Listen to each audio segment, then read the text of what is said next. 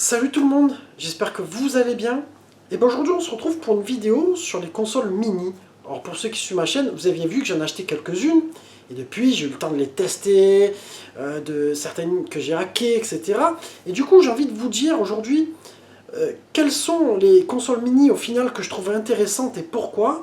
Et lesquelles je trouve pas si terribles et pourquoi. Et bien on en parle tout de suite après le générique.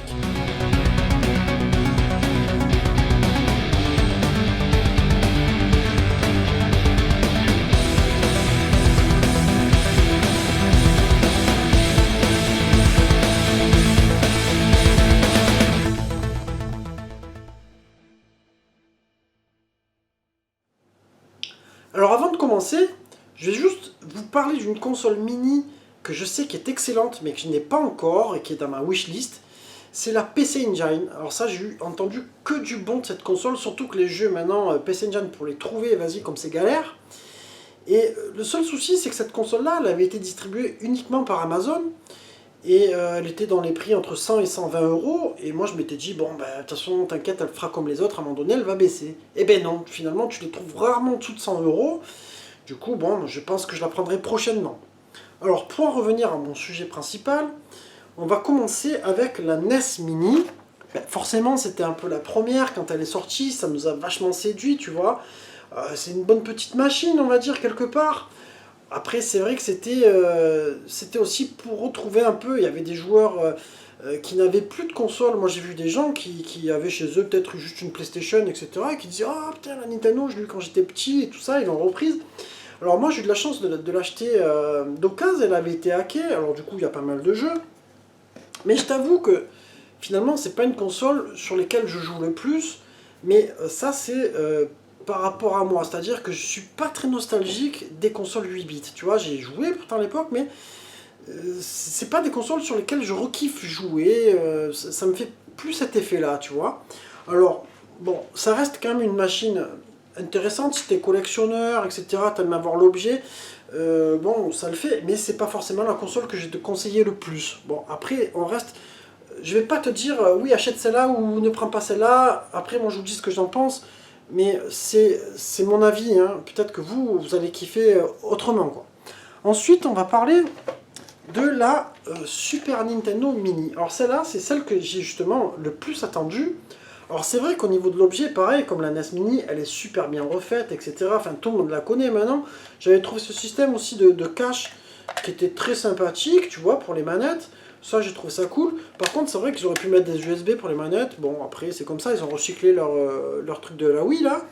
Alors, c'est vrai qu'au niveau des menus et tout ça, elle est un peu comme la NES Mini, elle est sympa. Tu as la petite musique, tu as le petit filtre Skyline, etc. Il y a un truc qui me gêne un peu, au départ déjà, c'est que si tu la hack pas, elle avait que 21 jeux. Bon, ils te mettent deux manettes, tu as Street Fighter 2, tu as Mario Kart, tu as quelques jeux pour jouer à deux, mais il n'y en a vraiment pas beaucoup finalement. Donc c'est une console vraiment qu'il faut que tu hack. Alors moi j'ai eu la chance d'avoir un pote qui m'a dit écoute j'ai fait celle d'un collègue, viens avec la tienne, je te mets les jeux et tout ça. Alors il m'a mis pas mal de jeux, mais il y a un truc qui me gêne, c'est que quand tu joues en fait sur cette console, tu as cette espèce d'écran là, finalement tu retrouves pas le même écran que quand tu jouais sur une Super Nintendo, et ça je trouve ça un peu dommage. Alors bon, c'est sympa parce que tu rejoues avec les manettes qui ont été refaites à l'identique, etc. Je vais pas vous refaire la présentation de toutes les consoles parce que vous les connaissez, moi je vais vous parler un peu plus de leur contenu, etc.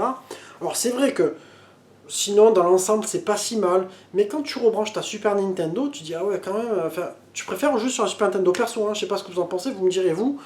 Donc du coup c'est pas forcément une console que je vais te conseiller actuellement par rapport à tout ce qu'il y a, je vais vous expliquer pourquoi par la suite aussi. Euh, mais à l'époque, je crois quand elle est sortie, je l'avais eu à 69 euros, donc aujourd'hui je sais pas combien elle coûte, je crois que tu peux plus vraiment en trouver en neuf. C'est vrai qu'après il y a ces problèmes-là, c'est que c'est des consoles, si tu les as pas achetées à ce moment-là, et bien maintenant elles ont flambé parce qu'en neuf t'en trouves plus, etc. Bon, voilà. Alors ça c'était pour la Super Nintendo. Ensuite, une console que j'ai eu bien plus tardivement, mais que j'ai trouvé pas mal du tout, c'est la Mega Drive Mini. Alors celle-là, bon pareil, un design super bien refait. Alors le truc c'est que chez Sega, il faut quand même se rappeler que depuis longtemps on attend d'avoir une Mega Drive Mini. C'est-à-dire qu'avant il y avait AT Games qui faisait leur console avec certaines où tu pouvais mettre même les cartouches Mega Drive, mais il y avait toujours un problème, les manettes pas terribles, beaucoup de lenteur dans les jeux, de latence. Voilà, c'était jamais au top. Là, je t'avoue que pour moi, la Mega Drive Mini, franchement, déjà, tu l'as avec 40 jeux, si je dis pas de bêtises. Y a de quoi faire, et moi je l'ai trouvé vraiment très sympa. Il y a des gens qui me disent qu'il y a un peu de latence, moi je l'ai pas vraiment ressenti. Alors par contre, il y a un hack possible, je sais, qui est un peu comme la Super Nintendo. Moi j'ai eu la flemme de le faire sur celle-là, mais c'est vrai que ce serait un bon truc à faire. Après je vais t'expliquer pourquoi finalement je l'ai pas fait sur cette machine. Mais sinon, celle-là c'est plus, tu vois, déjà par rapport au NES et SNES Mini, bah, finalement c'est une des... je les conseille plus celle-là que les deux autres. Après, c'est encore une question de goût, mais c'est vrai que sur la Mega Drive, j'ai aussi pas mal de nostalgie. Du coup, j'étais bien content de l'avoir. En plus, je l'avais trouvé d'occasion. Par contre, j'ai pas la boîte. Bon, après, moi, comme je vous avais dit, je suis plus joueur que collectionneur. Donc voilà pour la Mega Drive Mini. Alors, une console que je me languissais qui sorte, on en parlait depuis un moment. Forcément, étant fan de SNK, ben, c'était la Neo Geo Mini. Alors oui, vous allez me dire, elle est discutable, etc. Mais je vais vous dire ce que j'en pense. Alors l'objet, franchement, il est sympathique. Je trouve que c'est original d'avoir sorti une console en forme de borne d'arcade, surtout qui rappelle les bornes de la Neo Geo. Ils te mettent 40 jeux dedans. Pour moi, c'est une console qui t'a permis de bien découvrir les jeux, même si c'est vrai qu'il y en a qui ont des bugs, hein. Bah, Biggie il a raison, c'est-à-dire que sur le Metal Slug, c'est une version, la ROM elle est pas géniale, en fait il lui manque quelques effets, etc. Le Garou, bah, c'est la version qui est buggée, là, avec le stage où tu as le train qui passe, etc., dans le pont, qui bug un peu au niveau de l'affichage, mais quelque part, moi, j'étais déjà possesseur de l'AES et j'ai pas tous les jeux sur AES. Et du coup, ça m'a permis un peu de retester quelques jeux et de me dire, ah, celui-là, finalement, j'ai envie de le prendre et pas celui-là. Alors, il faut savoir qu'elle est hackable. Moi, je ne l'ai pas fait, je vais vous expliquer pourquoi par la suite. Mais tu as aussi la sortie, du coup, HDMI qui marche très bien. Moi, je trouvais qu'à cette époque-là, c'était une des meilleures mini qui étaient sur le marché. En plus, elle est tombée rapidement de prix, c'est-à-dire qu'elle était, je crois, au début dans les 130 balles, et puis maintenant, tu la trouves pour les 60-70 balles, t'en trouves, hein. Alors après, moi, ce que je conseille, parce que quand tu joues, par contre, comme ça, c'est vrai que si tu joues une petite demi-heure, ben, t'as un peu le poids sur les mains, et c'est pas forcément génial. Au niveau du stick, c'est sûr que c'est pas un stick arcade, mais franchement, il fait le taf. Alors moi, ce que j'ai fait, j'ai tout de suite pris la manette qui ressemble à la manette de la Neo Geo CD.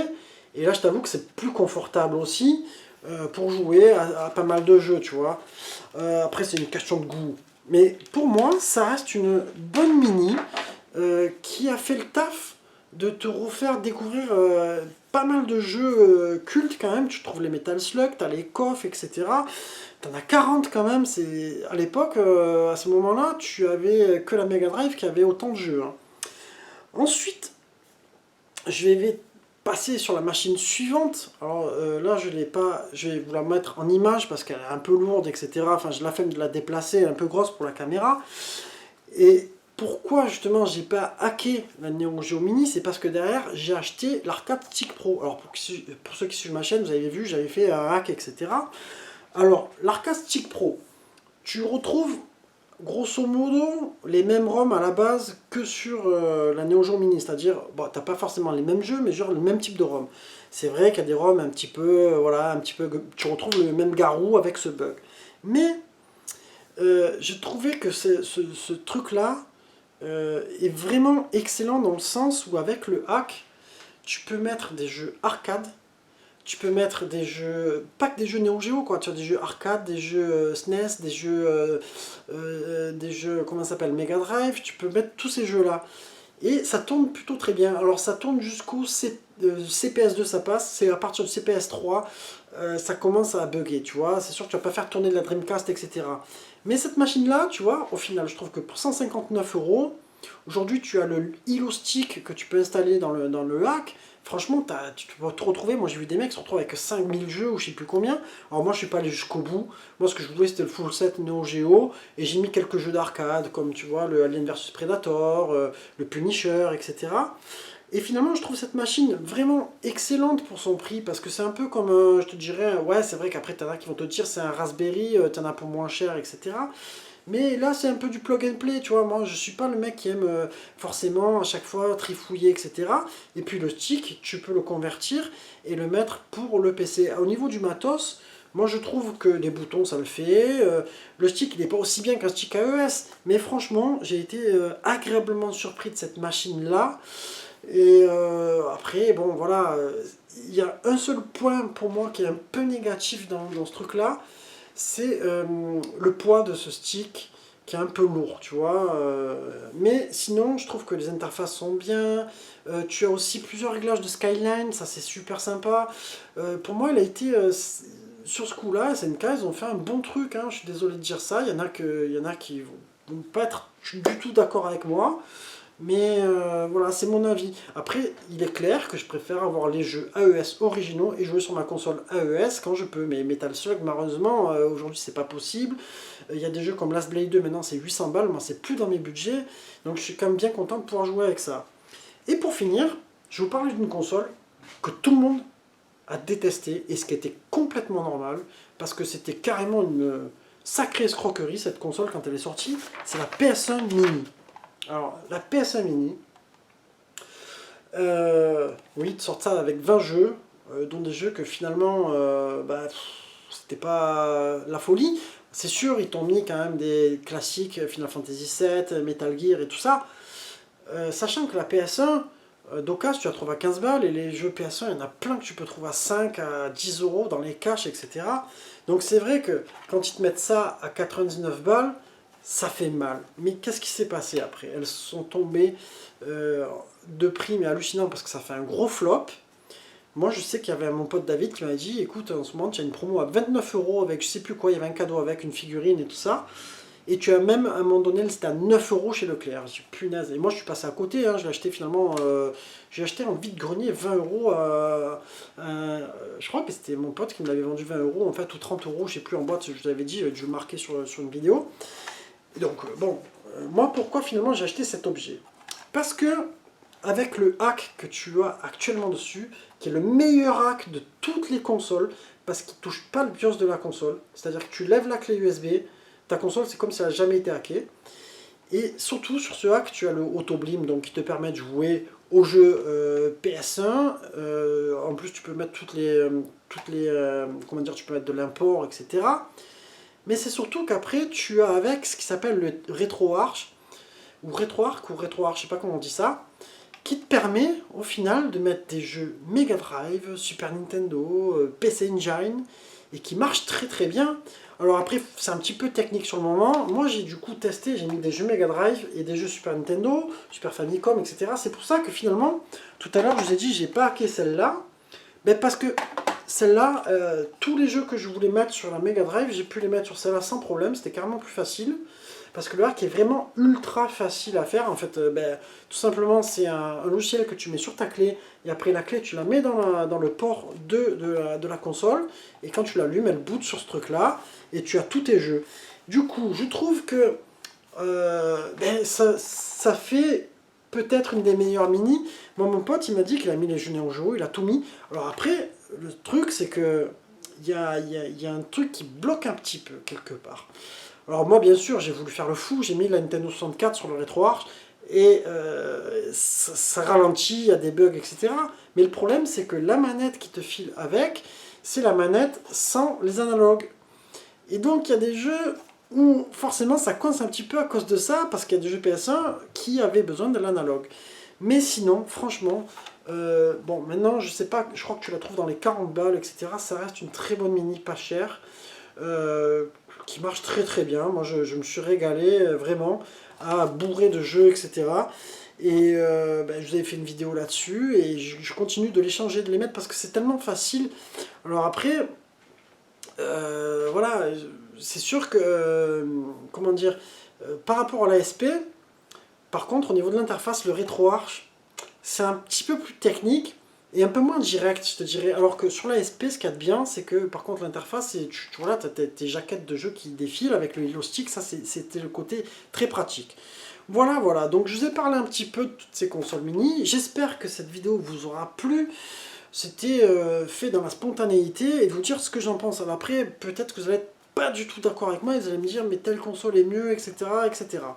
Enfin voilà, j'espère que vous vous portez bien et puis je vous dis à très bientôt les amis. Ciao, ciao.